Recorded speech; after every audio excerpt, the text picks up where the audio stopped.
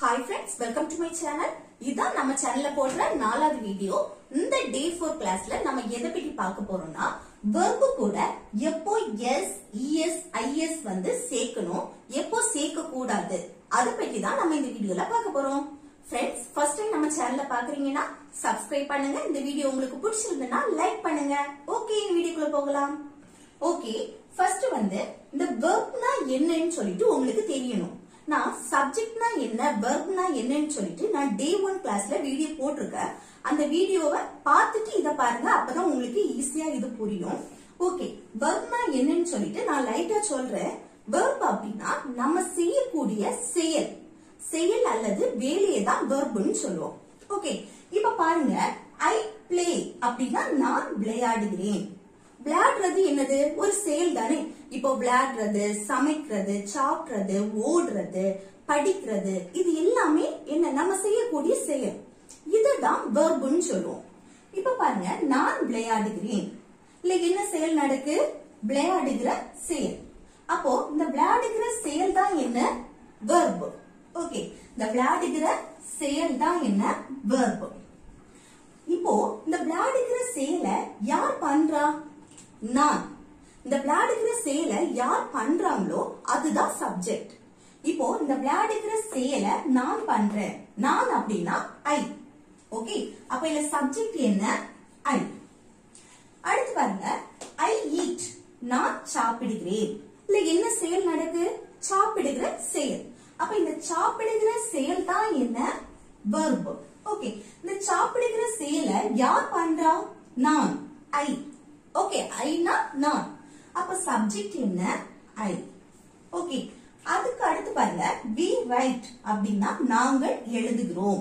இல்ல என்ன செயல் நடக்கு, எழுதுகிற செயல். அப்போ இந்த எழுதுகிற செயல் தான் என்ன, verb. இந்த எழுதுகிற செயலை யார் பண்றா, we, நாங்கள். நாங்கள் அப்படின்னா தன்னையும் தன்னை சுற்றி இருக்கிறவங்களே சேர்த்து பேசும்போது யூஸ் பண்ணணும். இப்ப நாங்க படிச்சிட்டு இருக்கோம், நாங்க எழுதிட்டு இருக்கோம் அப்படின்னு சொல்லிட்டு நம்ம சொல்லுவோம்ல, அதுதான் நாங்கள் எழுதுகிறோம். இல்ல சப்ஜெக்ட் என்ன, we. ஓகே, புரியுதா? சப்ஜெக்ட்னா என்ன, வெர்ப்னா என்னன்னு சொல்லிட்டு ஃபர்ஸ்ட் உங்களுக்கு தெரியணும், சரியா? இப்படி நம்ம செய்யக்கூடிய செயல் அல்லது வேலையை தான் வெர்ப்னு சொல்லுவோம். இத ஆக்ஷன் வெர்ப்னு சொல்லுவோம். Okay, action verb. ஆக்ஷன் அப்படினாலே என்ன, செயல் தான். ஓகே, ஆக்ஷன் வெர்ப் இல்லனா மெயின் வெர்ப்னு சொல்லுவோம். இப்படி நம்ம செய்யக்கூடிய செயல், இந்த செயலை தான் ஆக்ஷன் வெர்ப் இல்லனா மெயின் வெர்ப்னு சொல்லுவோம். புரிஞ்சதுல? இப்ப பாருங்க, ஐ பிளே அப்படின்னா நான் விளையாடுகிறேன். இது இப்போ நடக்கிற செயல், நான் விளையாடுகிறேன். நீ என்ன பண்ணிட்டு இருக்க, நான் விளையாடுறேன் அப்படின்னு சொல்லுவோம்ல. நான் சாப்பிடுறேன், நான் தூங்குறேன், நான் சமைக்கிறேன், நான் படிக்கிறேன், இப்படி சொல்லுவோம். அப்படி சொல்றது என்ன, இப்போ பிரசன்ட்ல நடக்கிறது.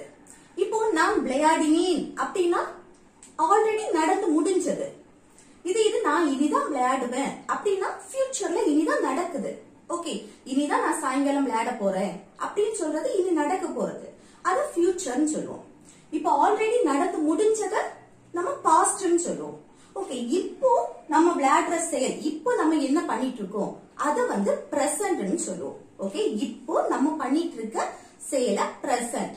இப்போ நான் விளையாடுகிறேன் அப்படின்னா இப்போ நடக்கிறது, நான் விளையாடுறேன் அப்படின்னு சொல்லுவோம், அது வந்து பிரசன்ட். இப்ப நான் சாப்பிடுகிறேன் அப்படின்னா இப்போ நடக்கிற செயல், இப்போ நடக்கிற இந்த செயல் என்ன சொல்லுவோம், பிரசன்ட். அதே போல நாங்கள் எழுதுகிறோம் அப்படின்னா இதுவும் இப்ப நடக்கிற செயல் தான். இது நாங்கள் எழுதினோம் அப்படின்னா ஆல்ரெடி முடிஞ்சது.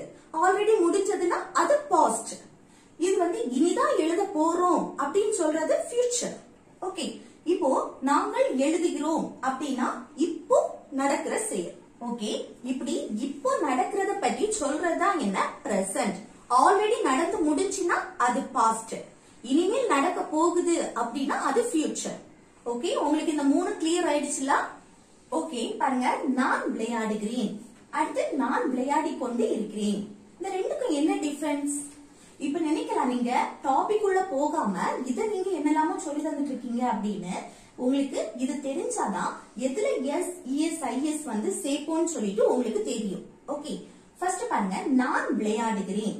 அப்படின்னா இது ரெண்டுமே நான் விளையாடுகிறேன், நான் விளையாடி கொண்டு இருக்கிறேன். இந்த ரெண்டுமே என்னன்னா பிரசன்ட்ல நடக்கிறது. நான் விளையாடுகிறேன், அது என்ன இப்போ நடக்கிற செயல். நான் விளையாடி கொண்டு இருக்கிறேன், இதுவும் இப்ப நடக்கிற செயல். இது நான் விளையாடி கொண்டு இருந்தேன் அப்படின்னா ஆல்ரெடி நடந்து முடிஞ்சது, அது பாஸ்ட். இனிதான் நான் விளையாடி கொண்டு இருப்பேன் அப்படின்னா அது ஃபியூச்சர்ல நடக்கக்கூடியது. இல்ல இது விளையாடி கொண்டு இருக்கிறேன், இப்போ நான் விளையாடிட்டு இருக்கேன் அப்படின்னு சொல்லுவல. விளையாடி கொண்டு அதுக்கு பதில் விளையாடிட்டு இருப்பேன், நான் விளையாடிட்டு இருப்பேன் அப்படின்னு சொன்னா அது என்ன இப்போ நடக்கிற செயல். ஓகே, இப்ப பாருங்க, நான் விளையாடுகிறேன் அப்படின்னா இப்போ இந்த டைம்ல நடக்கிறத சொல்றது. ஓகே, நான் விளையாடுகிறேன் இப்படி இப்போ இந்த டைம்ல நடக்கிறத சொல்றதா என்ன simple present tense. Okay, simple present tense. புரியுதா? இப்போ இந்த டைம்ல நடக்கிறது. நான் விளையாடுறேன், நான் சாப்பிடுறேன், நான் தூங்குறேன், நான் ஓடுறேன், நான் வருகிறேன், இப்படி எல்லாம் சொல்லுவோம்ல. இப்படி இப்போ இந்த டைம்ல நடக்கிறத சொல்றதுதான் சிம்பிள் பிரசன்ட் டென்ஸ். ஓகே, அடுத்து பாருங்க, நான் விளையாடி கொண்டு இருக்கிறேன், நான் விளையாடிட்டு இருக்கேன், நான் சாப்பிட்டுட்டு இருக்கேன், நான் படிச்சிட்டு இருக்கேன், நான் எழுதிட்டு இருக்கேன். இப்படி ஒரு செயல் கண்டினியூஸா நடந்துட்டே இருக்கு. கண்டினியூஸ் அப்படின்னா நான் விளையாடிட்டே இருக்கேன். பிரசன்ட்ல இந்த செயல் கண்டினியூஸா நடந்துட்டே இருக்கு. ஓகே, நான் விளையாடிட்டு இருக்கேன், நான் சாப்பிட்டுட்டே இருக்கேன், நான் தூங்கிட்டு இருக்கேன், இப்படி சொல்லுவேன்ல, அதுதான் நான் விளையாடி கொண்டு இருக்கிறேன், நான் சாப்பிட்டு கொண்டு இருக்கிறேன். இப்படி சொல்றதுதான் நம்ம பிரசன்ட் கண்டினியூஸ் டென்ஸ்னு சொல்றோம். ஓகே, பிரசன்ட் அப்படின்னாலே இப்ப நடக்கிற செயல், அது கண்டினியூஸா நடந்துட்டே இருக்கு அப்படின்னா இத நம்ம என்ன சொல்லுவோம்? பிரசன்ட்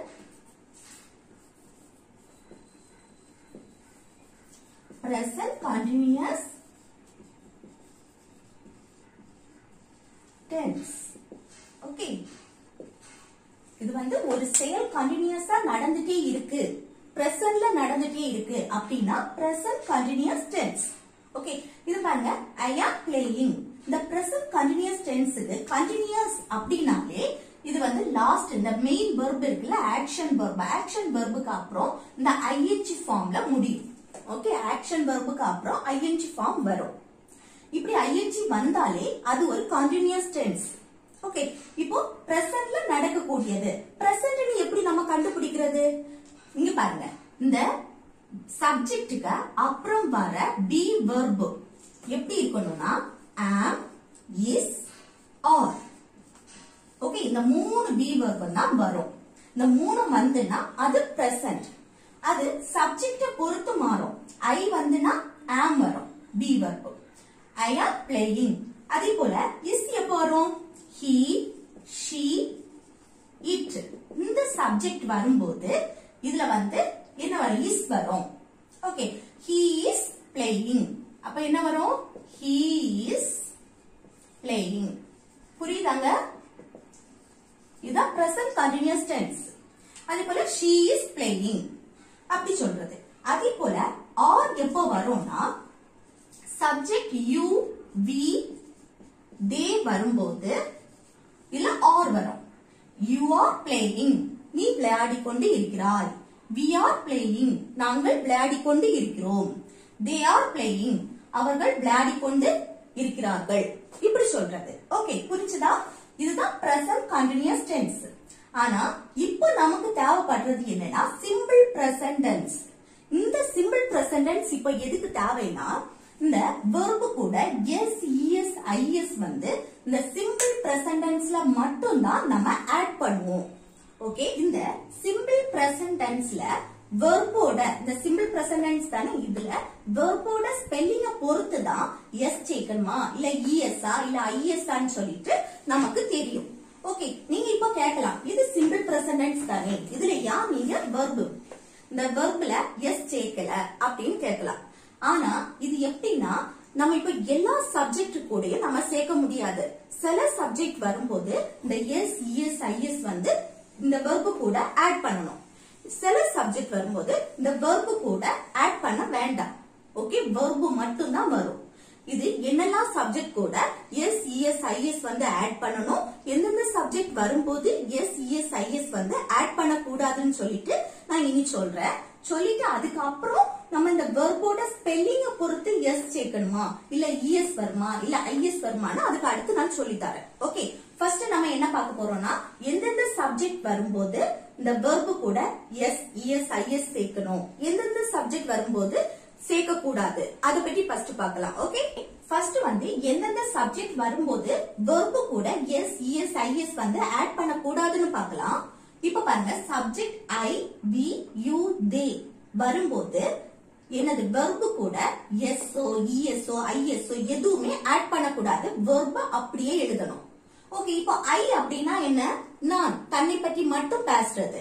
வி அப்படின்னா நாங்கள், தன்னை கூட இருக்கிறவங்களை சேர்த்து பேசும்போது யூஸ் பண்ணணும். நாங்கள் எழுதுகிறோம், நாங்கள் சாப்பிடுகிறோம் அப்படி சொல்லுவோம்ல அது. யூ அப்படின்னா ஆப்போசிட்ல இருக்கிறவங்க கிட்ட நம்ம பேசுவோம்ல, நீ எப்படி இருக்க, நீ சாப்பிட்டியா, அப்படி நம்ம ஆப்போசிட்ல இருக்கிறவங்க கிட்ட பேசும்போது யூஸ் பண்ணணும். தே அப்படின்னா அவர்கள், மற்றவங்களை பற்றி பேசும்போது நம்ம தே யூஸ் பண்ணணும். அவர்கள் டாக்டரா இருக்காங்க, அவங்க டீச்சரா இருக்காங்க, இல்ல அவங்க வேலைக்கு போயிருக்காங்க, அவங்க விளையாடுறாங்க அப்படி சொல்லுவோம்ல, அதுதான் தே. ஓகே, இப்படி subject I we you they வரும்போது சப்ஜெக்ட் வரும், இல்ல ஏதாவது ஒரு சப்ஜெக்ட் வரும், ஆனா வெர்பு கூட எஸ்ஓ இஎஸ் ஐஎஸ் எதுவுமே ஆட் பண்ண வேண்டாம். இப்போ எக்ஸாம்பிள் பாருங்க, அப்போ உங்களுக்கு புரியும். இப்போ ஐ பிளே அப்படின்னா என்ன, ஐ பிளே நான் விளையாடுகிறேன். இந்த வெர்பு கூட எஸ்ஓ இஎஸ் எதுவுமே ஆட் பண்ணக்கூடாது, வெர்பு அப்படியே எழுதினா போதும். இன்னொரு எக்ஸாம்பிள் பாருங்க, யூ ரைட் நீ எழுதுகிறாய். அதே போல தே குக் அவர்கள் சமைக்கிறார்கள். ஓகே, புரியுதாங்க? இப்படி வெர்பு கூட எஸ் இஎஸ் ஐஎஸ் வந்து இந்த சப்ஜெக்ட் வரும்போது நம்ம ஆட் பண்ண கூடாது. இனி எந்தெந்த சப்ஜெக்ட் வரும்போது இந்த எஸ் இஎஸ் ஐஎஸ் வந்து ஆட் பண்ணணும்னு பார்க்கலாம். Subject he she it names வரும்போது வர வெர்பு கூட எஸ் இஎஸ் ஐஎஸ் வந்து ஆட் பண்ணணும். இப்ப பாருங்க, ஹி அப்படின்னா அவன். இப்போ ஒரு ஆணோட பேரை சொல்றதுக்கு பதில் அவன் நல்லா இருக்கான், அவன் சாப்பிடுகிறான், அவன் வருகிறான் இப்படி எல்லாம் சொல்லுவோம்ல, அப்படி சொல்லும் போது ஹி யூஸ் பண்ணணும். இது ஷி அப்படின்னா ஒரு பெண்ணை பற்றி பேசும்போது அவ விளையாடுறா, அவ படிக்கிறா, அவ எழுதுறா இப்படி எல்லாம் சொல்லுவோம்ல, அப்ப நம்ம ஒரு பெண்ணோட நேம சொல்றதுக்கு நம்ம ஷி யூஸ் பண்ணுவோம். இட் அப்படின்னா இது வந்து மனுஷங்களை குறிக்காது, இது ஒரு அனிமல், பேட், ஒரு பொருளை சொல்லும் போது இந்த இட் யூஸ் பண்ணுவோம். அதே போல நேம்ஸ் அப்படின்னா நம்மளோட நேம். இப்போ ஷான், ஆலியா, கவி, ராமு இப்படி எல்லாம் நம்ம ஒருத்தங்களை பேர் சொல்லும் போது நம்ம இந்த வெர்பு கூட எஸ் இஎஸ் ஐஎஸ் வந்து ஆட் பண்ணுவோம்.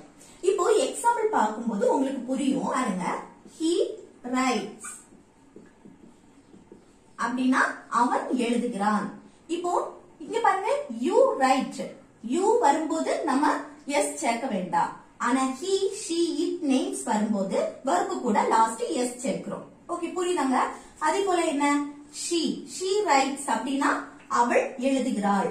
இட் அப்படின்னா மனுஷங்களை மென்ஷன் பண்ணாது, ஒரு அனிமல், ஒரு பேட், இல்ல ஒரு திங், ஒரு பொருளையோ இப்படிதான் மென்ஷன் பண்ணும். ஓகே, இப்ப பாருங்க, the dog runs. the dog வந்து ஓடுகிறது அப்படின்னு சொல்லுது. இப்போ the dog runs இல்ல, இது dog, நிறைய டாக்ஸ் இருக்கு, நிறைய டாக்ஸ் ரன்ஸ் ஓடுகிறது அப்படின்னு சொல்லும் போது இல்ல எஸ் சேர்க்கலாமா? நிறைய டாக்ஸ் வந்து ஓடிட்டு இருக்கு அப்படின்னா இல்ல எஸ் சேர்க்கலாமா? சேர்க்க கூடாது. இந்த சப்ஜெக்ட்ல எஸ் வரும்போது வெர்ப்ல எஸ் சேர்க்க கூடாது. ஒரே ஒரு டாக மென்ஷன் பண்ணும்போது, ஒரே ஒரு பொருளை மென்ஷன் பண்ணும்போது தான் இந்த வரக்கூடிய வெர்ப்ல எஸ்ஓ இஎஸ்ஓ ஐஎஸ்ஓ ஆட் பண்ணணும். மற்றபடி நிறைய டாக்ஸ் இப்படி ப்ளூரல் ஃபார்ம்ல வந்து சப்ஜெக்ட் இருந்துன்னா இந்த வெர்ப்ல எஸ் இஎஸ் ஐஎஸ் எதுவுமே ஆட் பண்ணக்கூடாது. இத அப்படியே வெர்ப அப்படியே எழுதினா போதும். ஓகே, புரியுதாங்க? ஓகே, இப்போ ஒரு நேம சொல்றேன் பாருங்க. ஷான் ஈட்ஸ். ஷான் சாப்பிடுகிறான். இப்போ ஷான் நேம்ஸ் வரும்போது லாஸ்ட் என்ன வரும்? வெர்பு கூட எஸ்ஓ இஎஸ்ஓ ஐஎஸ்ஓ ஆட் பண்ணணும். ஓகே, இப்ப புரியுதா எந்தெந்த சப்ஜெக்ட் வரும்போது verb கூட s சேர்க்கணும், es சேர்க்கணும், is சேர்க்கணும், எந்தெந்த சப்ஜெக்ட் வரும்போது எதுவுமே சேர்க்க கூடாது, verb மட்டும் அப்படியே எழுதணும்னு சொல்லிட்டு உங்களுக்கு புரிஞ்சுல? இனி நம்ம என்ன பார்க்க போறோம்னா இந்த வெர்போட ஸ்பெல்லிங்க பொறுத்து அல்ல s சேர்க்கணுமா இல்ல es சேர்க்கணுமா இல்ல is சேர்க்கணுமான்னு சொல்லிட்டு தான் இனி பார்க்க போறோம். ஓகே, இனி வெர்ப்ல எந்த ஸ்பெல்லிங்க்கு அப்புறம் s es is வந்து சேர்க்கணும் அப்படின்னு சொல்லிட்டு பார்ப்போம்.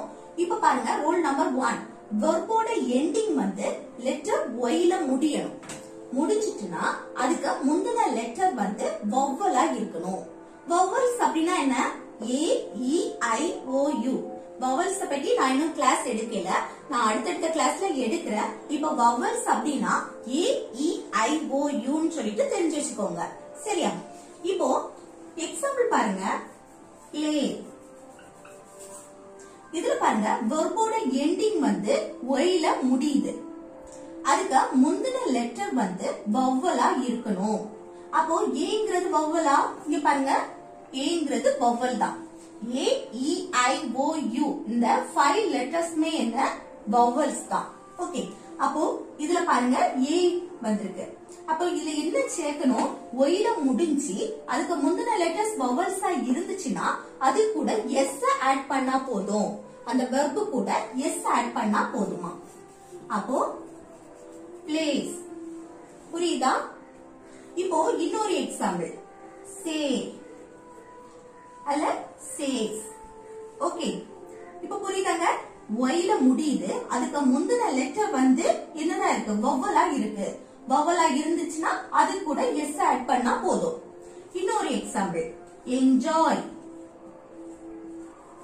இது பாருங்க y ல முடியுது, அதுக்கு முந்தின லெட்டர் o. ஓங்கிறது வவ்வல்ஸா? பாருங்க, ஓங்கிறது வவ்வல் தான். சோ இல்ல s மட்டும் ஆட் பண்ணா போதும். புரியுதா?